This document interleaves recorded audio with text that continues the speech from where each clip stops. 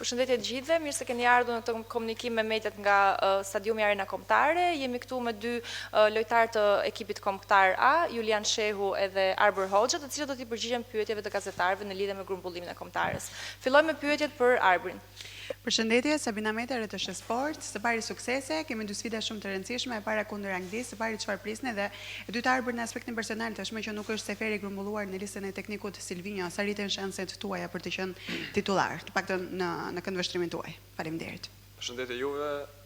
Besoj që ndeshja e parë me Anglinë është ndeshje e vështirë, të marrë parasysh që Anglia ka lojtarë të klasit botëror, po do shkojmë të bëjmë maksimumin edhe ne e dim kualitetet tona dhe cilësitë tona dhe shpresoj që dalim me rezultat pozitiv.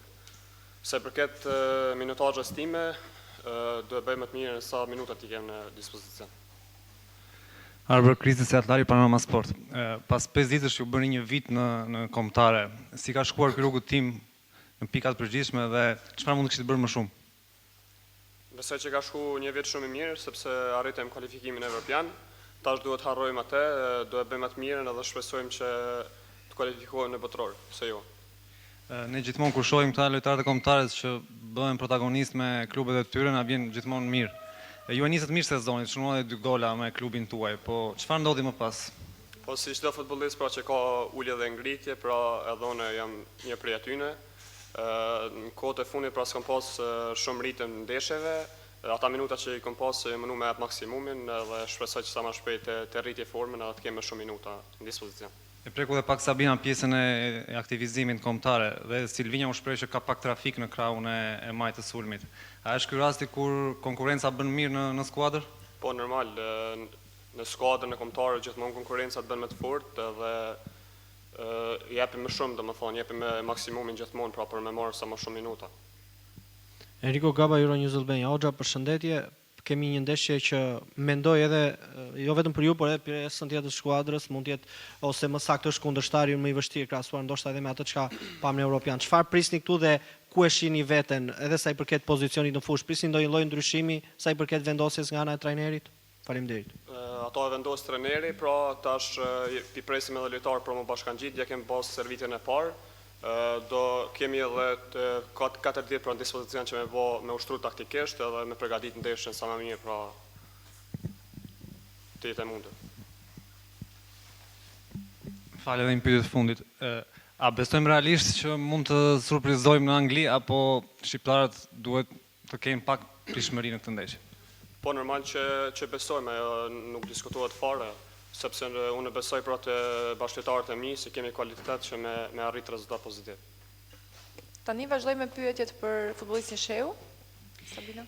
Julian, përshëndetje. Pam për herë të parë emrin tuaj në listë dhe sigurisht që ftesa në kombëtar është pa diskutim diçka e madhe për karrierën e një futbollisti.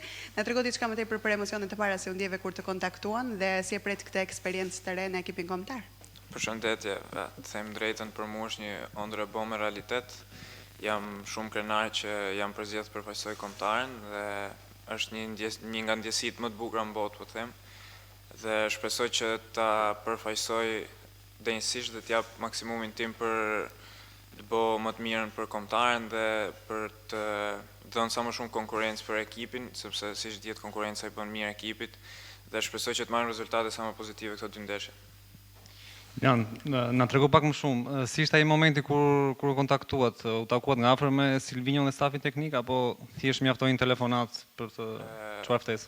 Them drejt, momentet e para janë kështu ndjesi që nuk din se si të reagosh, isha totalisht i mpim nga emocionet, nga ajo ndjesia, po u kontaktova nga stafi, dhe them drejt në ato ishin momentet, po them nga më të bukurat në jetën time. Të gjithëve na vjen mirë që një prodhim i kampionatit shqiptar grumbullohet kombëtare. Më herët kemi parë edhe lojtarë si Zeka, Spaiu, të cilët janë thirrur. Ju vini këtu me synime të qarta, domethënë për të mos qenë kalimtar, apo për të rezistuar dhe pse jo të thirrjen dhe ngrumbëllime të tjera?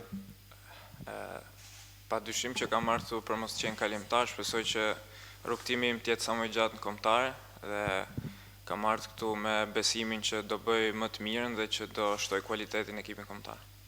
Shehu, vini nga një dëmtim i rënd, mund të themi, keni qëndruar për javë apo muaj jashtë saj. Sa gati jeni për një përballje tashmë me kombëtaren dhe pyetja e dytë se si është pritur nga shokët e Lodz thirrja juaj nga Kuqezinjt.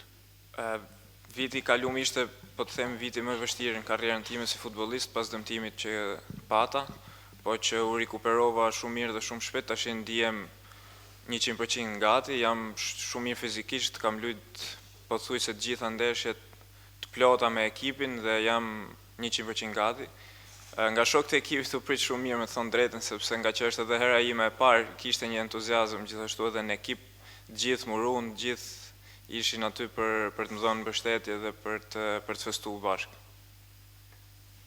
Të faleminderit për pyetjet. Kjo ishte pyetja e fundit për futbollistët, ndërkohë kombëtarja do të vazhdoj sot grumbullimin zyrtarisht, duke zhvilluar dhe stërvitjen e parë zyrtare në orën 16:30, e cila do të jetë 15 minuta e hapur për mediat. Nesër do të kemi një konferencë tjetër për shtyp me 2 lojtarë të tjerë kuqezi, kështu që ju mirëpresim. Faleminderit dhe ditë të mbarë. Faleminderit.